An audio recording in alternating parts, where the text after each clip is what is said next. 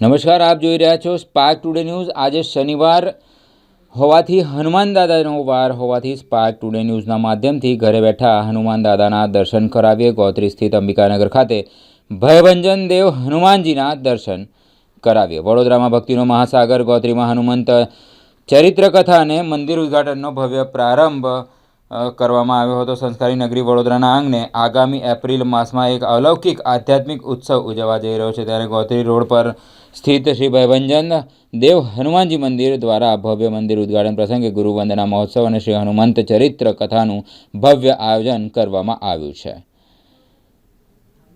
2026 હનુમાન જયંતિના પવિત્ર અવસરે આ કથાનો પ્રારંભ કરવામાં આવશે। કથાનો સમય દરરોજ રાત્રે 8 થી 11 કલાકનો રહેશે। ગોત્રી રોડ પર જગદીશ ફરસાણ પાછળ આવેલા શ્રી મારુતિ મેદાન ખાતે ભક્તો માટે બેસવાની સુંદર વ્યવસ્થા કરવામાં આવી છે। મુખ્ય આકર્ષણ અને સાનિધ્ય કથા વાર્તા વક્તા સાળંગપુર ધામના પ્રખ્યાત સંત પૂજ્ય સ્વામી શ્રી હરિપ્રકાશદાસજી અથાણાવાળાના મુખેથી શ્રદ્ધાળુઓ હનુમાનજીના જીવનચરિત્ર અને હનુમાનજીના જીવનચરિત્રનું રસપાન કરશે। વિશેષ ઉપસ્થિતિમાં આ પ્રસંગે પરમ પૂજ્ય ધર્મ ધુરંધર 1008 આચાર્ય શ્રી રાકેશ પ્રસાદજી મહારાજનું દિવ્ય સાનિધ્ય પ્રાપ્ત થશે, જે ઉત્સવની શોભામાં અભિવૃદ્ધિ કરશે। ભક્તો માટે અનેરો અવસર। ગોત્રી અને આસપાસના વિસ્તારોના હજારો ભક્તો આ ત્રિવેણી સંગમમાં ભાગ લે તેવી શક્યતા છે। હનુમાન જયંતિના પર્વ પર મંદિરના ઉદ્ઘાટન સાથે આયોજિત આ કથા શ્રદ્ધાળુઓ માટે આધ્યાત્મિક ઉર્જા મેળવવાનો શ્રેષ્ઠ અવસર બની રહેશે।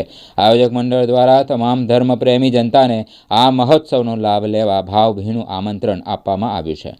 આજે ભયભંજન હનુમાનજી મહારાજના સાનિધ્યમાં હજારો ભક્તો ભગવાનના દર્શન કરવા માટે દર શનિવારે અહીંયા આવે છે અને અહીંયા હનુમાન જયંતિથી આરંભીને 6 તારીખ સુધી એટલે કે બીજી તારીખથી લઈને 6 તારીખ સુધી અનેક સેવાકીય પ્રકલ્પો સાથે હનુમાન ચરિત્ર કથા થવા જઈ રહી છે।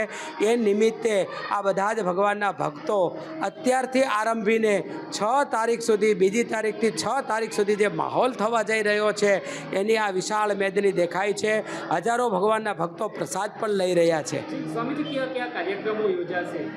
એમાં ઘણી દીકરીઓને સિલાઈ મશીન આપવામાં આવશે, વિધવા બહેનો હશે એને અને દિવ્યાંગોને ટ્રાયસિકલ આપવામાં આવશે, નિરાધાર બચ્ચાઓને દત્તક લેવામાં આવશે, ગરીબોને અનાજની કીટ આપવામાં આવશે વગેરે વગેરે। સ્વામીજી ખાસ તો સારંગપુરથી જે અહીંયા જ્યોત લાવવામાં આવશે 27 એટલે કે રામનવમીને દિવસે હનુમાનજી મહારાજના સાનિધ્યમાંથી સારંગપુરથી 500 જેવા વ્યક્તિઓ હનુમાનજી મહારાજની જ્યોત લઈ અને કોલાબેરા સેન્ટર કે જેને રાસ ગરબા કહેવામાં આવે છે જગદીશ ફરસાણની પાછળના ભાગમાં અહીંયાથી હનુમાનજી મહારાજની જ્યોતને લેવા માટે 3-4 હજાર માણસ સાથે વધાવવા માટે આવવાના છે અને ત્યાં કોલાબેરા સેન્ટરમાં વિશાળ મોટા પાયે ભગવાનની હનુમાન ચાલીસા થશે અને જ્યોતનું સ્વાગત થશે। સ્વામીજી કહેવાય છે કે સારંગપુર જો ભક્તો દર્શન કરવા ના જઈ શકે ને અહીંયા આવે તો પણ સારંગપુરના દર્શન થયા કહેવાય।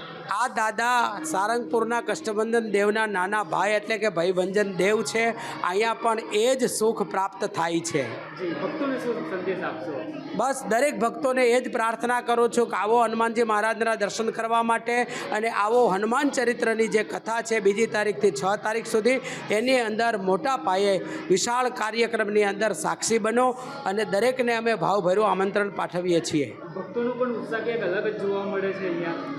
હા, આ જે અનેરો ઉત્સાહ છે એની અંદર દિન પ્રતિદિન વધારો થતો જાય છે, કારણ કે આવો સરસ મજાનો માહોલ આવો અહીંયા આવી રહ્યો છે, આવી કથાનો માહોલ બની રહ્યો છે ત્યારે દરેક ભગવાનના ભક્તો આની અંદર લાભ લેવા માટે અતિ આતુર હોય છે। સ્વામીજી સ્વયંસેવકો દ્વારા પણ ભક્તોને કોઈ જાતની તકલીફ ના પડે તેનું પણ ખાસ ધ્યાન રાખવામાં આવ્યું। 2000 સ્વયંસેવકો આની અંદર જોડાયા છે। રોજના 15 થી 20 હજાર માણસો આ પ્રોગ્રામનો આનંદ માણી શકવાના છે।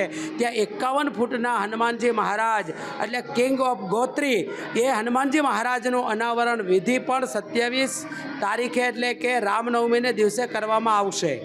સ્વામીજી ભક્તોને દર્શનમાં કોઈ અગવડ ના પડે તેવી પણ ખાસ અહીંયા વ્યવસ્થા કરવામાં આવી છે। હા, દરેક ભક્તો સારી રીતે દર્શન કરી શકે એના માટે અલગ અલગ રીતે વ્યવસ્થા કરી અને એને દર્શનનો લાવો આપવામાં આવે છે, કરાવવામાં આવે છે। સિનિયર સિટીઝનો માટે કેવી વ્યવસ્થા? અલગ વ્યવસ્થા કરી છે કે જેને બીજે રસ્તેથી લાવીને પણ હનુમાનજી મહારાજના સારી રીતે દર્શન કરી શકે એના માટે પણ અલગ વ્યવસ્થા કરી છે।